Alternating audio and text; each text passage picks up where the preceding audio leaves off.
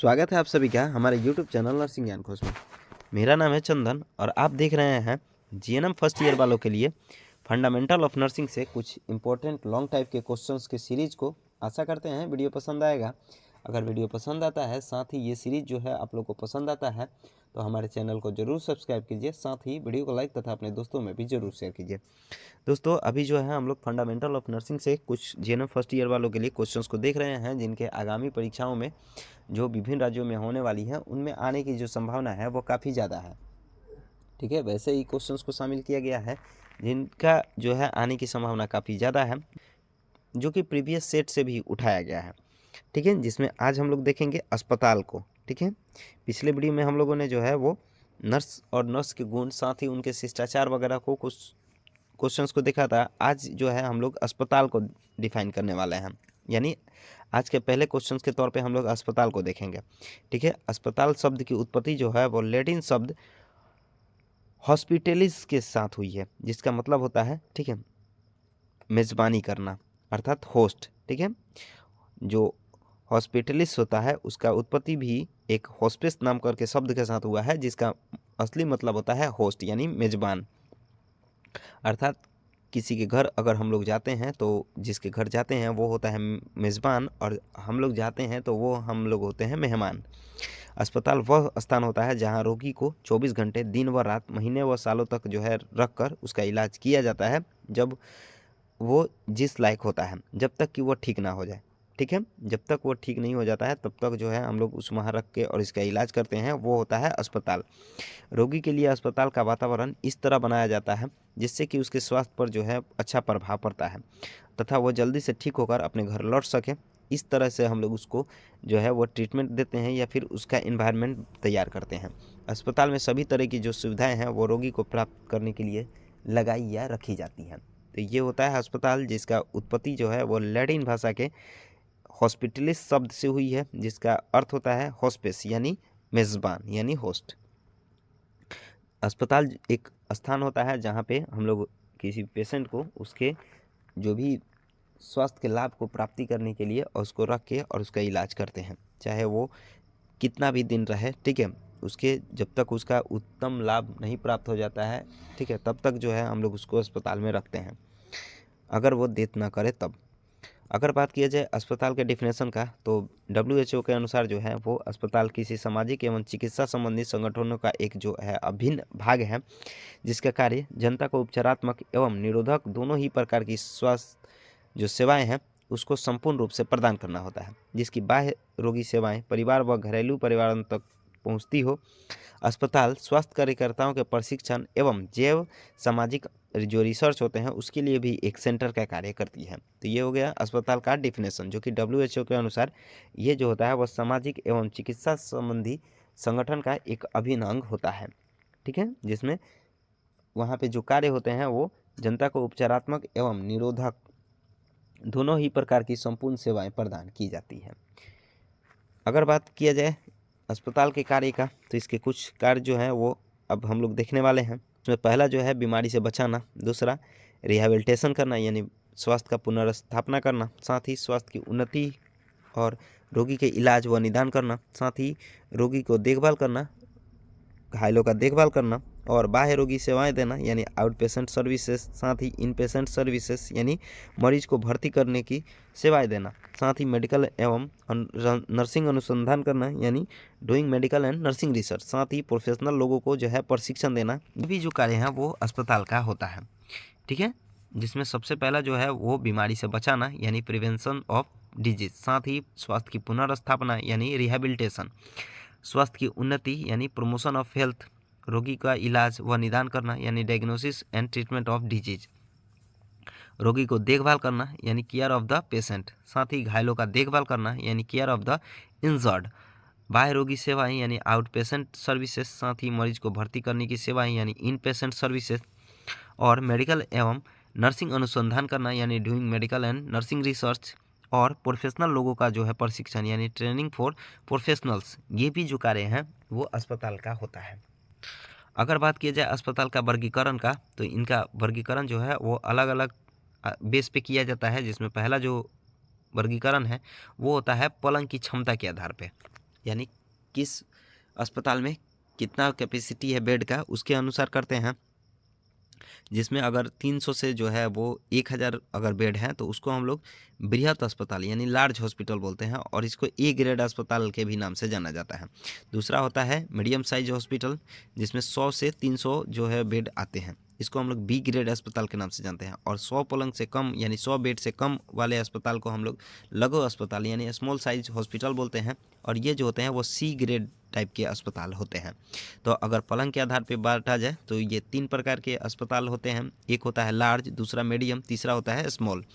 Large वाले जो होते हैं वो 300 से लेके और 1000 तक की क्षमता वाले होते हैं बेड की, और इनको हम लोग ए ग्रेड अस्पताल बोलते हैं।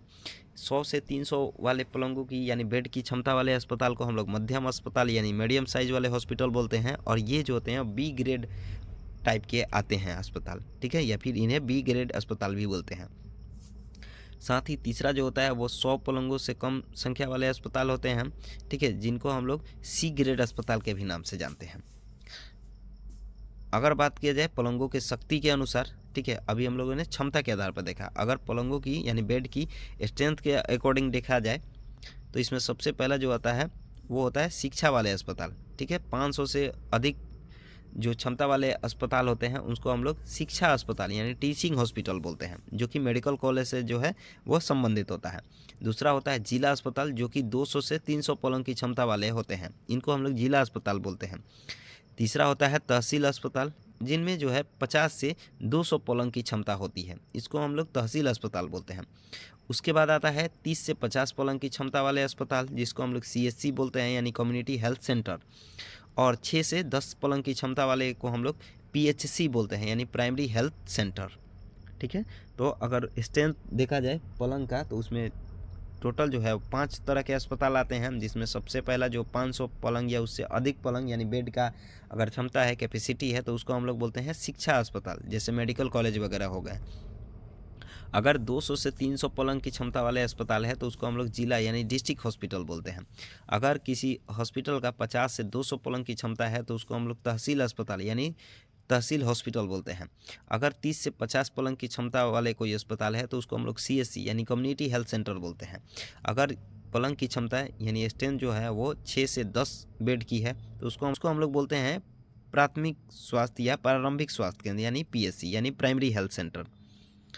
अगर बात किया जाए नियंत्रण के आधार पे तो सबसे पहला जो होता है वो चैरिटेबल टाइप के अस्पताल आते हैं, यानी ऑनरशिप या कंट्रोल के आधार पे देखा जाए तो सबसे पहला जो अस्पताल आता है वो होता है चैरिटेबल, जो कि एक नॉन प्रॉफिटेबल अस्पताल होते हैं, यानी इनमें कोई प्रॉफिट नहीं होता है। ये जो होती हैं वो सेवा के भाव से चलाई जाती हैं, जो कि किसी समाजसेवी या दानदाताओं के नियंत्रण में होता है, ठीक है।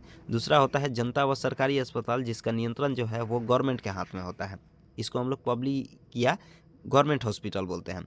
तीसरा होता है सामूहिक अस्पताल यानी कोऑपरेटिव और नॉन गवर्नमेंट हॉस्पिटल, इसका जो ऑनरशिप है या कंट्रोल है वो औद्योगिक घरानों द्वारा चलाया जाता है, और इसका मुख्य उद्देश्य जो होता है वो पैसा कमाना होता है। इन्हें व्यापारिक रूप से बुलाया जाता है, ठीक है। तो ये हो गया नियंत्रण के आधार पर यानी अकॉर्डिंग टू द ऑनरशिप या कंट्रोल, जिनमें चैरिटेबल, पब्लिक और गवर्नमेंट हॉस्पिटल और कोऑपरेटिव और नॉन गवर्नमेंट हॉस्पिटल आते हैं। अगर बात किया जाए उद्देश्यों की दृष्टि से यानी अकॉर्डिंग टू द ऑब्जेक्टिव के आधार पे तो सबसे पहला आता है टीचिंग कम रिसर्च हॉस्पिटल, जहाँ पे टीचिंग भी किया जाता है, शोध किया जाता है, रिसर्च किया जाता है, ठीक है। ये जो होती हैं मेडिकल कॉलेजेस वगैरह होते हैं। दूसरा होता है जनरल हॉस्पिटल, जहाँ पे रोगी का इलाज ही किया जाता है और उनके हर रोगी की सेवा प्रदान की जाती है।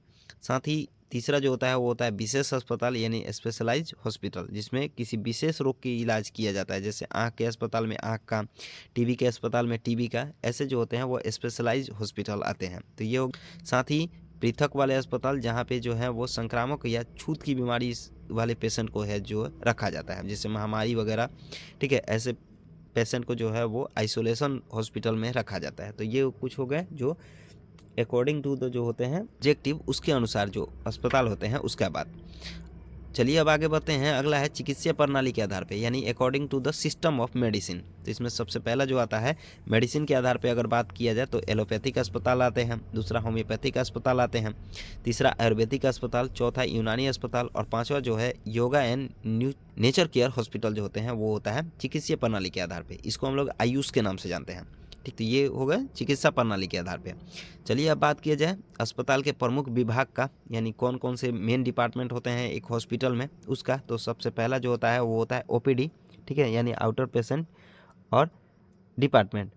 दूसरा होता है सर्जरी, तीसरा ऑर्थोपेडिक, चौथा जो होता है वो कार्डियोलॉजी यानी हृदय रोग, उसके बाद आता है प्लास्टिक शल्य यानी प्लास्टिक सर्जरी, उसके बाद रक्त कोष यानी ब्लड बैंक, उसके बाद आता है मेडिसिन यानी औषधि, उसके बाद आपका आ जाता है आहार यानी डाइट, उसके बाद एडमिशन, उसके बाद आता है इंटेंसिव केयर यूनिट यानी आईसीयू, साथ ही आता है इमरजेंसी, उसके बाद गायनिकोलॉजी जो कि स्त्री जो रोग होते हैं उसका डिपार्टमेंट होता है, उसके बाद आता है ईयर नोज थ्रोट डिपार्टमेंट यानी नाक कान गला विभाग, उसके बाद आता है ऑप्थेल्मोलॉजी जो कि नेत्र से संबंधित ये डिपार्टमेंट होता है, उसके बाद आता है दांत से संबंधित डेंटल होता है वो, उसके बाद आता है चर्म रोग जो डिपार्टमेंट होता है वो यानी स्किन डिपार्टमेंट, उसके बाद आता है साइकोलॉजिकल डिपार्टमेंट यानी मनोरोग जो डिपार्टमेंट होता है वो, उसके बाद आता है सेक्सुअल डिजीज यानी यौन रोग जो डिपार्टमेंट होता है जिसमें एड्स वगैरह को देखा जाता है वो, उसके बाद आता है एक नर्सिंग डिपार्टमेंट, उसके बाद आता है ब्लड साइंस लेबोरेटरी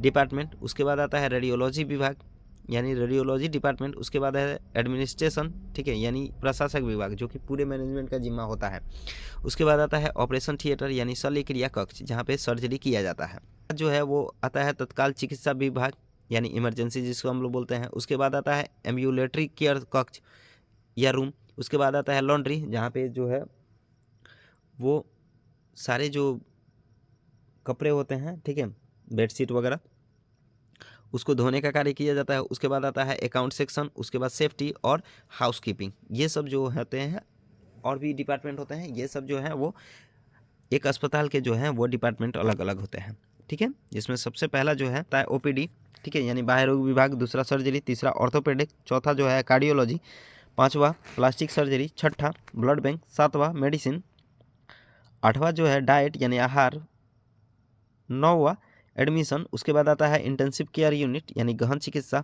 उसके बाद emergency, gynaecology, ENT, ophthalmology, dental, skin, psychological, उसके बाद आता है सेक्सुअल डिजीज, उसके बाद है नर्सिंग, ब्लड साइंस लेबोरेटरी, उसके बाद है radiology department, administration, operation theatre, उसके बाद आता है इमरजेंसी तत्काल चिकित्सा विभाग, उसके बाद आता है एम्बुलेटरी केयर कक्ष या रूम, उसके बाद लॉन्ड्री, अकाउंट सेक्शन, उसके बाद सेफ्टी और जो हाउसकीपिंग इत्यादि जो होते हैं वो प्रमुख होते हैं, ठीक है, एक हॉस्पिटल के जो अलग अलग डिपार्टमेंट होते हैं उसका। तो आज के लिए बस इतना ही, आशा करते हैं वीडियो पसंद आया होगा। अगर वीडियो पसंद आया है तो हमारे चैनल को जरूर सब्सक्राइब कीजिए, साथ ही वीडियो को लाइक तथा अपने दोस्तों में भी जरूर शेयर कीजिए।